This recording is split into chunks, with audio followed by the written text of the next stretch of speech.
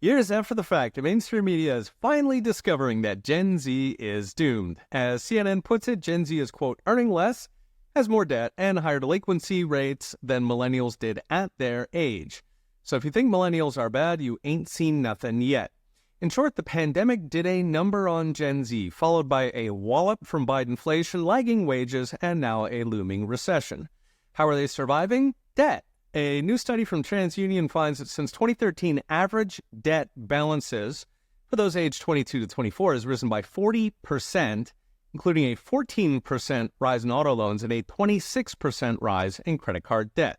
For those with a mortgage, which is a vanishingly low percent of Gen Z, the average mortgage debt is up by nearly half to $215,000, which is quite a bit of debt at 24. Now, that, of course, is thanks to the Fed's money printing, driving house prices to an arm plus a leg.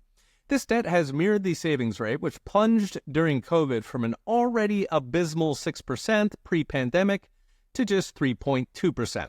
So Americans are saving 3.2 pennies on the dollar earned. For perspective, in the early 1990s, it was 3 times that.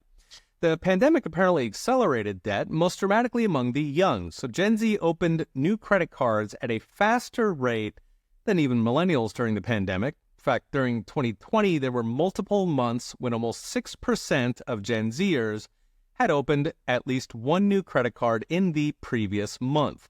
Note, Gen Z has the lowest income, therefore the lowest debt capacity of any generation. Yet, here they are sporting multiple cars and giving them a good workout. All this debt, of course, is now driving delinquency rates, with auto loan delinquencies rising by half and credit card delinquencies doubling since 2022 to over 6% of credit cards now in delinquency. Keep in mind, that's not just carrying balances, that is actual delinquency. Now, all of this is just the debt we can see. So buy now, pay later has edged out avocado toast for Gen Z's favorite daytime activity, totaling an estimated $700 billion in shadow debt. In a recent Harris poll, 1 out of 3 respondents said they've spent more than $1,000 on buy now, pay later, and 54% of users admitted spending more than they can afford. 1 in 4 reported that buy now, pay later is making them fall behind on other lines of credit. Note, a credit card charges 24% interest per year, which is slightly lower than the mafia.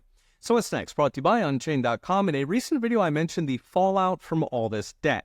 With declining sales for low-end staples, from McDonald's to Coke to Kraft Mac and Cheese, a Gen Z standby. Now Walmart is rolling out a private label brand of clothes under $5 to clothe our next generation in all the finery their debt will allow. Gen Z is becoming a financial train wreck, and keep in mind, this is the next generation of Americans.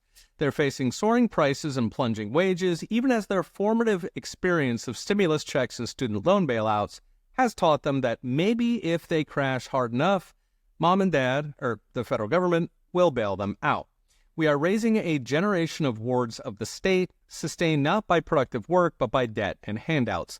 Given government spending is unsustainable at 7% of GDP and deficits, they will eventually hit reality. And when it comes, they will be completely unprepared. Read the rest of the article with charts and all the gory details at profsange.com. Okay, we'll be watching. See you next time.